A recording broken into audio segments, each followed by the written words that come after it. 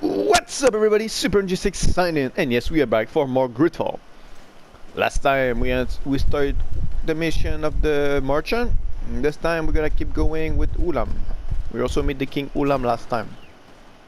That gave us his own quest afterward. Ulan, I see that the governor of Hikmet's emissary is already here. He is, and I am very thankful that you succeeded in organizing this meeting. I am full of hope for the future. We are very grateful as well, Your Excellency. However, if you could leave us, I am sure you can understand that the discussion we are about to have must remain confidential. Naturally. I hope that you will reach an agreement. We have to wait for 2 minutes. What we gotta do for the meantime is we gonna walk around.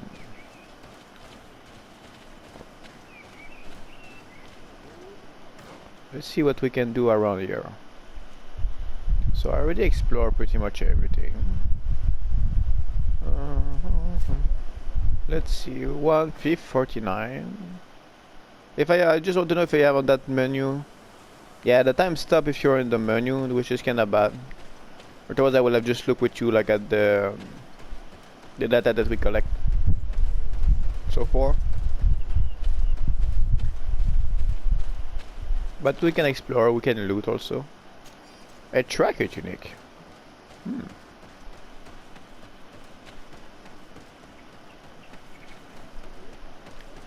As you can see, like a bit everywhere you have like those little chests. It's always nice.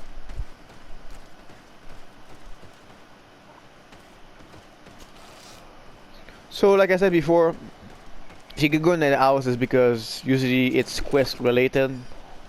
Otherwise you cannot like go in every single building. As you can guess, here will be a side quest for later on in the game. So not right now, just later on. That's why we cannot really do anything in here except looting. Because we want to loot. We want to show who's the boss.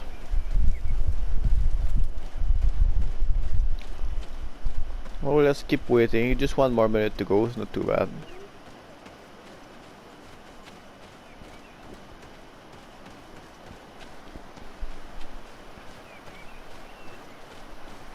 So I'm curious, how's the weather in your place, guys? Like here where I am, like I'm living in Canada. And like it's so hot, like we're hitting a heat wave. And it's insane, like tomorrow it will be 41 degrees Celsius outside. And today I think it's like 30 something. It's insane how hot it is. Oh. 4 gold queen.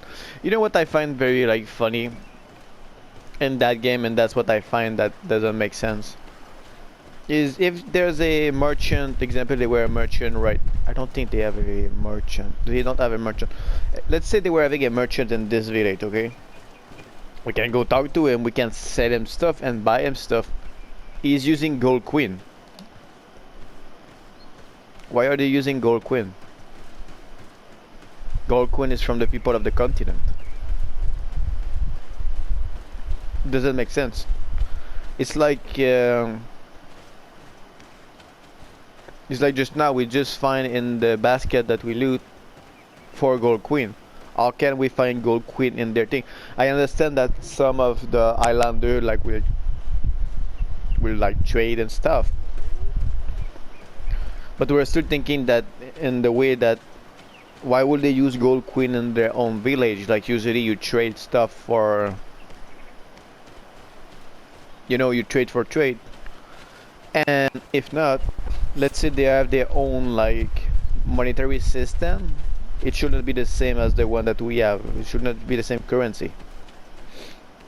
That's something that I find like they can do better, in my opinion. Is like when you, example, if you trade with a islander, well, he will tell you like, oh, I want 4 hide, for example, because we have a shitload of hide anyway. I don't know, we can see, can we see our inventory, or we cannot see our inventory? Yeah, we can see our inventory here. I mean, like, we have a lot of potion that we can trade with those guys.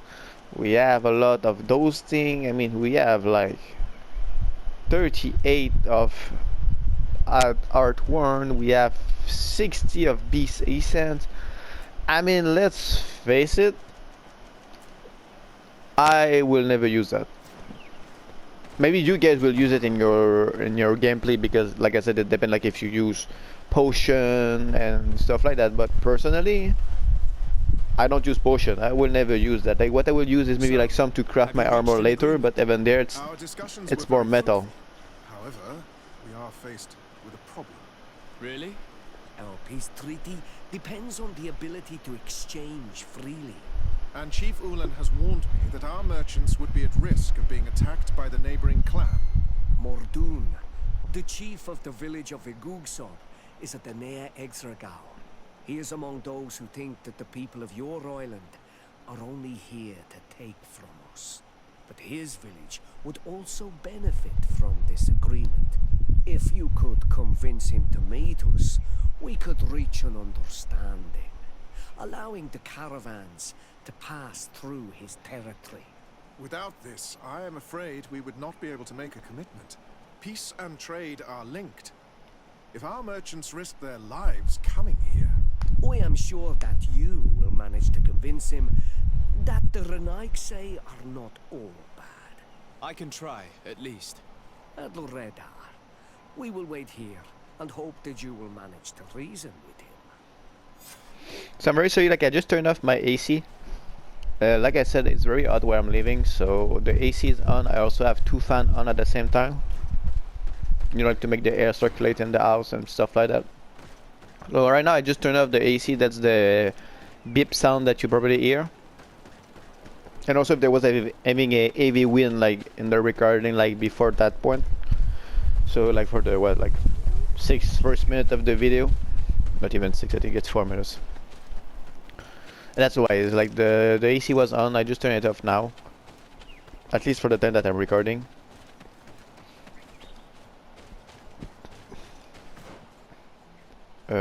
Okay, I'm going the good way. Am I? Yes, I'm going the good way.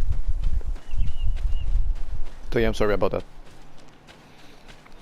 And like, I was thinking like good like tips to give you guys and stuff like that because right now we're just walking toward our destination anyway. One of the best tip that I can give you if you start the game and you're not used like with narrative game and stuff like that or this type of game sorry about that, is the best tricks that I can give you is put the subtitle on because in that game the voice acting is very low, especially for example right now we are walking and let's say Vasco will say something, you will not hear him. Like I'm playing with headphones on and the music is off, the voice is at the max and I can barely hear them talking. Because the game is like realistic in the way that if you're far from them you don't really hear them, if you're close to them you will hear them more. Also there's monsters over there.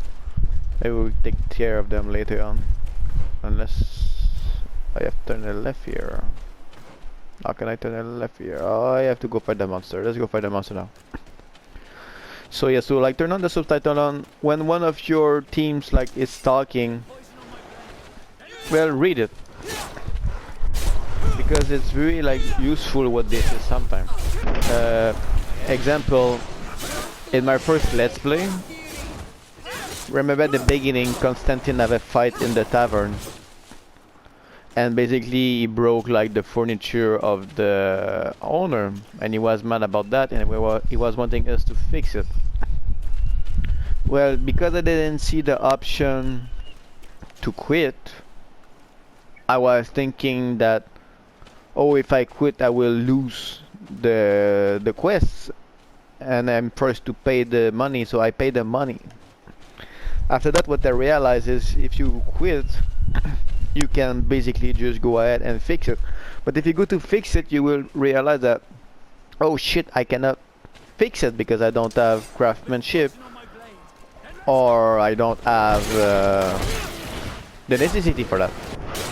Those guys are loud. Let's finish this. It's true to cut somebody talking, thank you. So yeah, And like if you read or if you read, Kurt will actually said if we have the I don't remember the specific term, but like the metal rig thing to fix it, we can fix it. And yes, you can because Kurt is having a point in craftsmanship. So technically, like you have 1 point in craftsmanship when Kurt is in your team anyway, no matter what happened. So when you see it that way, you're like, it's like a good part of that game. It's listening to the people that are in your team. Example, a while ago, it's a while ago for me, it's a few episodes for you. Last time when we went to Ikmek, we bring Vasco and Siora, they tell us right out of the bat in the beginning, maybe it's not a good idea that I'm coming with you because Siora is at war with them. She may not be able to keep her camp and Vasco doesn't like to bow in front of people. And that's like a sideburn because Ikmek are very strict with their scientist progress and stuff like that. So you know when you play like this and if you example you don't talk to them or if you don't listen to them, you will realize that, oh, I should have did that way maybe. Me, I still choose to keep them because I find it kind of stupid to just go like change for that little part. But let's say for example you were having somebody else in your team, well maybe thing will have went very differently. Example, if you're having Kurt instead with Vasco, because I think Vasco is one of the guy that is neutral no matter what in those kind of situation, and also Kurt because if you bring Petrus, well Petrus is at war also with the Alliance, so it's not a good idea to bring Petrus. So you know like when you do stuff like that, if you really want to go like in game and like really do the role play of the game, you have to re-gauge those kind of things. But if you just play like for the fun, well, it can be fun also to really role play it like perfectly. But like if you just play and want to play along with me, like those little things like -1 point doesn't really like what's I lose here? Like -1 point is not what will like give you big bad thing later on in the game because the side quest anyway will boost your you know, it will boost your reputation with them at least to friendly or at least to nice, because let's face it, you don't want the relationships to be in the red, you want it to be at least in the green, so at least at nice.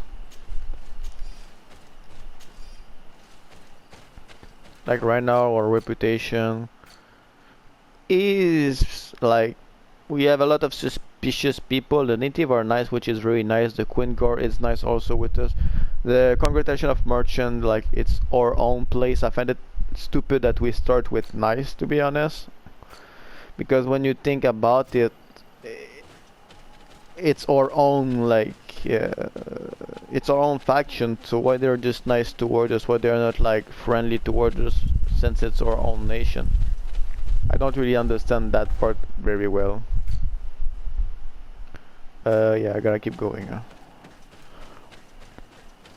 But I also understand that they do that because they want it to be like, fair for everything and everybody. This will be a nice place for a fire camp, I'm amazed. So as you can see right there, actually we're gonna do that right now, like that will be the end of the episode, and next time we'll go to the other guy. Here you have a boss fight. Optional, you don't have to do it. I'm gonna do it because why not? It's XP. You see where the rolling right now is like very good. Except when you miss. You can see it takes us like half health right there. Like that guy is a strong one. You take a health potion. Now we don't have his armor anymore. It's easier to fight him. You want to use a free attack. You want to roll.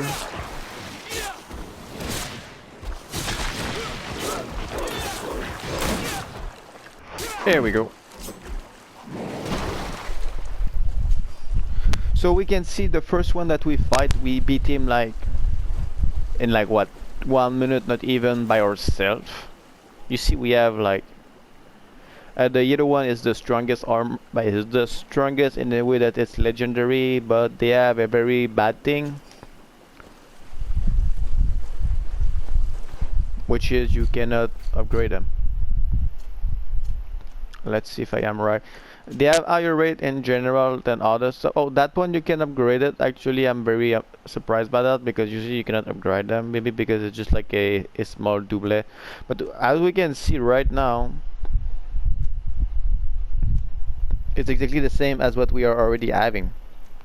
So it's 96 of armor, 60% of balance, 77 of quality. The quality doesn't really matter as far as I know. You cannot broke your like equipment.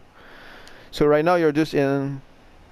Does it look better or mine look better?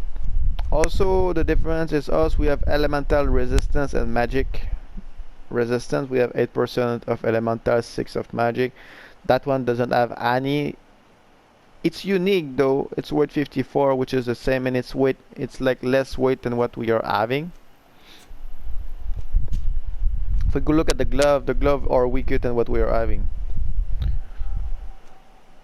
So our regular glove are 36, those one are 30s. 30, but they have 25 of balance and they have a 4 of magic resistance and also unique. Now you can go see we can equip them on Sora, which will be a big upgrade.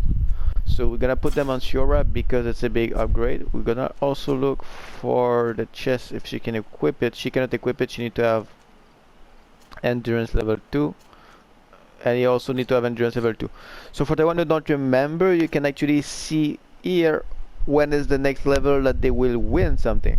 So example, Shura, when we are level 12, she will have 1 point more in agility. Level 18, she will have it in wild power. Mental power is at level 15. Now if you go for him, when us will be level 12, he will have endurance level 1. So we can see maybe we can give him more like that armor later on in the game when we are around level 12. What level are we right now? We're level 11, I mean we're almost there. You will have 1 point, you need 2 points in it, so probably the next point will be like, I don't know if they go by gaps of 12. I hope they don't go by gaps of 12. I need to go that way, right? Yeah. So yeah, so yes, this episode was more like talkative episode. I still hope you enjoy it. I find it's nice from time to time like to talk and you know have fun like stuff like that. It's also like we did more grinding like in this video. And right now we have new monster. So those guys are the Talon. You can see they have 2, 4, 5.5 armor. Yeah, they all have 2.5 armor. They have 169 of balance, so that means it's hard to make them fall. You can kick them in the face. You see, you just stun them, remove them a bit of armor. If you're not really wanting to be like me, what I'm doing right now, you know, like I'm a lot dodgy and stuff like that. If you don't want to play like that, what I can recommend you is shoot in the water, because why not? No, seriously, like, what I can recommend you is go for the tank build. The tank build, you know, it is the warrior with like weapons and stuff like that. When you start the game, you go for warriors. If you go for warrior, you will have the armor right away, and the mace and the sword. So you have the heavy weapon and the sword. So you equip, example, like right now, us. I just have the sword equipped in my thing. I have that one. I'm not using it. I'm never using my second slot, to be honest. I find it like useless. In my case, for the type of game that I'm playing right now. Later on, we will have the two-hand sword eventually, not right away. But like when we are like able to reach that level, we'll probably go for it. But I found like I said, like in the beginning, like low level, they're not really worth it. High level though, they are very worth it. So yeah, like if you go for the armor and the heavy weapon basically like can break the armor of pretty much everything very fast. And after that you just have to switch to your sword fighting, and you can kill them when they don't have armor anymore, because when they don't have armor anymore, the health go down pretty fast. So there you have it, guys. I hope you enjoyed the video. If you enjoyed the video and you enjoyed the series so far, let me know in the comment below. Also, like you say, don't ask, but if you enjoy what you see and you want to see more, guys, hit that like button and don't forget to subscribe. Or just comment. Everything helping. Everything is helping, sorry. So on that, guys, I will see you next time. Super 96, log out.